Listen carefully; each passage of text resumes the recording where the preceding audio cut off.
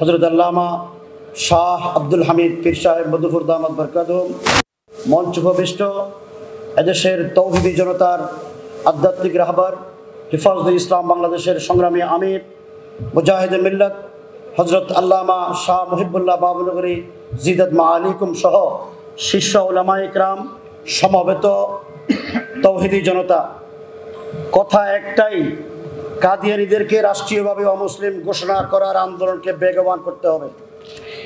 মুসাইলামাতুল কাজ্জাবের বিরুদ্ধে সাহাবায়ে ইকরামের যে ইজমা, সেটা প্রমাণ করে যে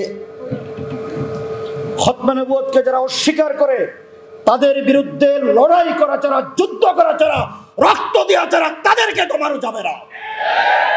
পাকিস্তানে আল্লামা ইউসুফ বিন নুরি রহমতুল্লাহ আলাইহির নেতৃত্বে যদি উলামায়ে ইকরাম শাহাদাতের নজরানা পেশ না করতেন, বুট্টুর পক্ষে কাদিয়ানীদেরকে অমুসলিম ঘোষণা সম্ভব ছিল না। বাংলাদেশেও সরকারকে কাদিয়ানীদের অমুসলিম ঘোষণা করার জন্য বাধ্য করার পরিবেশ তৈরি করতে হবে।